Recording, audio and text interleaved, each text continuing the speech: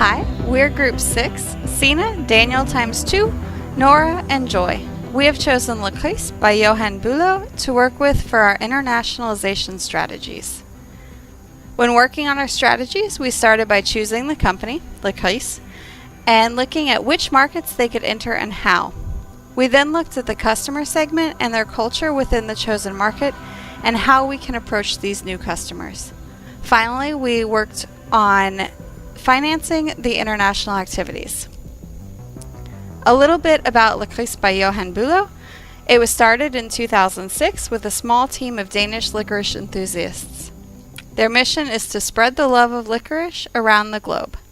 They have started exploring international markets, starting in Germany, Norway, one store in London, and also in New York City. Here's a look at the business model canvas for their domestic activities.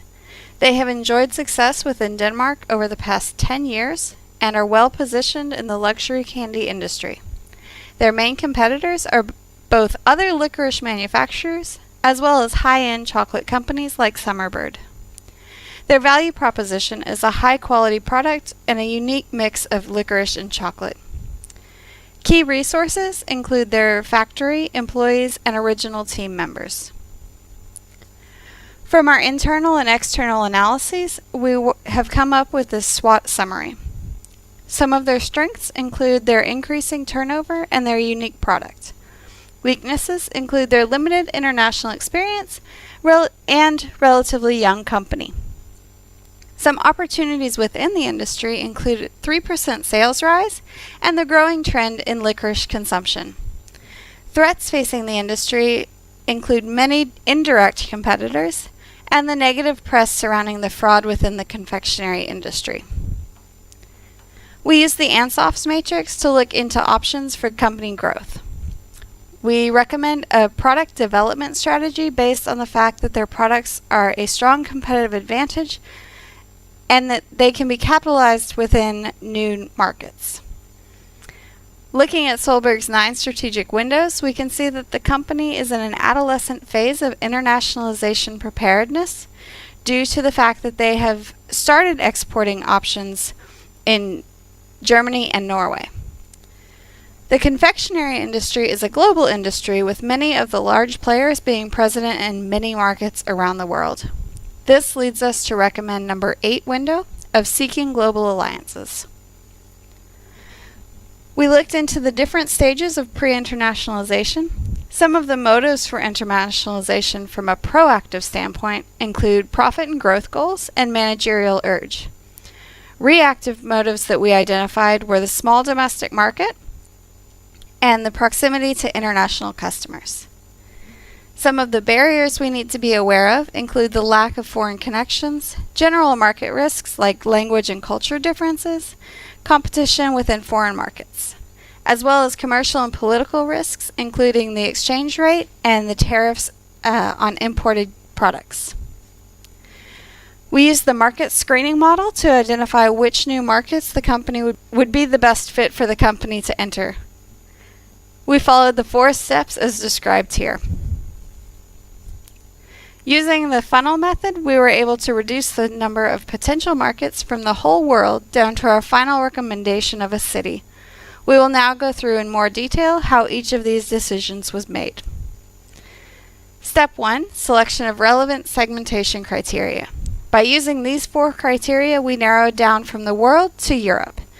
Within the EU, we have an internal market of free movement of goods, capital, services, and people. This makes it easier for us to do business within the countries within the internal market. From Europe, we still needed to narrow down our market options with development of appropriate segments.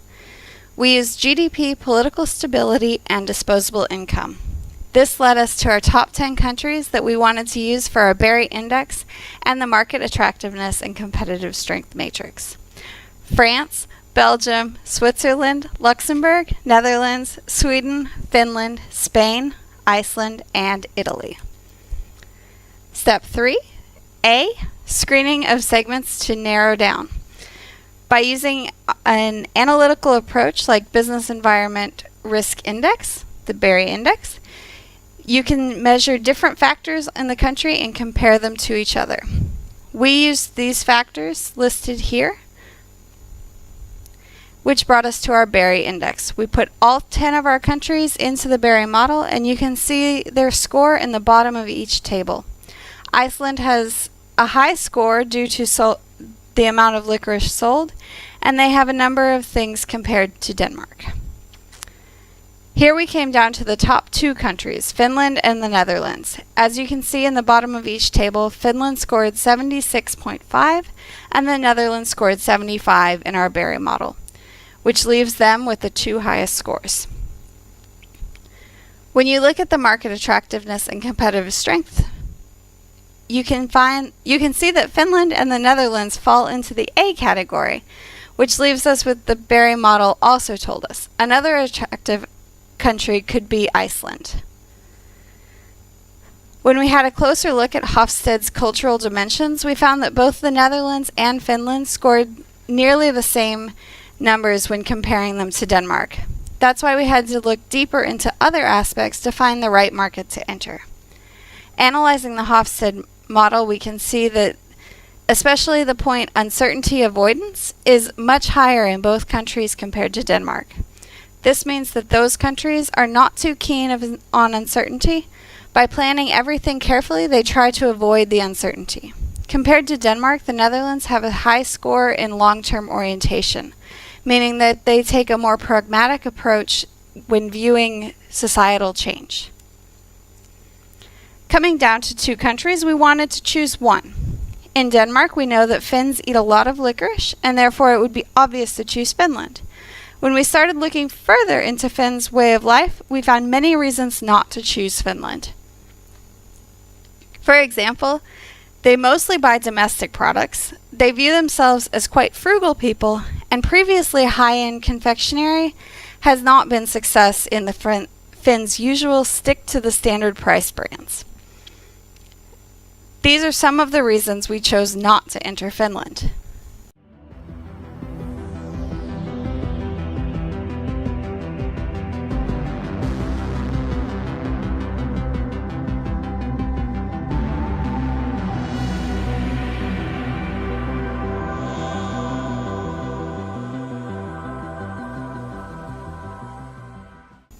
Here are the reasons for choosing the Netherlands.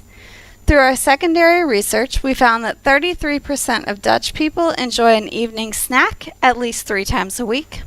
We also looked into their gift-giving culture and found that it is popular to give confectionery gifts as romantic gifts and at Christmas time when they celebrate St. Nicholas Day, as well as many other times throughout the year.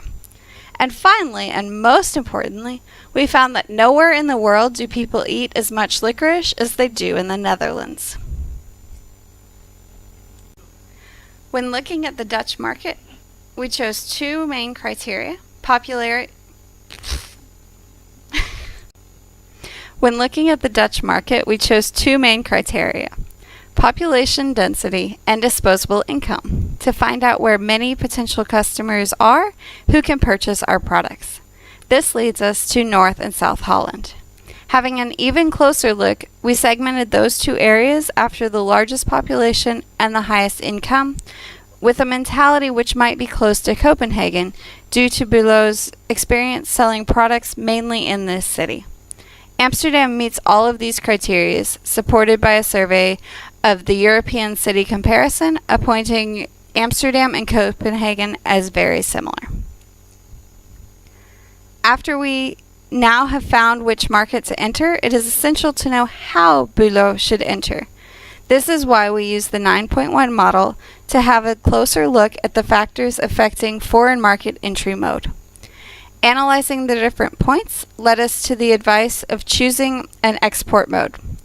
We chose an export mode agent for BULOW who is based in the host country and therefore has good knowledge about the market in the Netherlands. After establishing a good position in the Dutch market, the idea is to find alliances to get an ex-coalition strategic alliance. We have defined our target group as the midlifers, which is people from 30 to 65 years old, men and women. This age group has the highest average income, and they are more willing to pay for premium products than any other age group. Our product is especially sold with the purpose of giving it as a gift, primarily as a hostess gift or to loved ones. It is of course also sold with the purpose of private consumption. We want to approach our customers with the waterfall approach, meaning entering markets one by one. We're going to approach the people in Amsterdam first as our test market and expand into other cities in the Netherlands. In Amsterdam, we want to deal with De Bijenkorf department store, which sells premium and high-quality products and food. Their customer target group is the quality-conscious consumer who focuses on brands and luxury.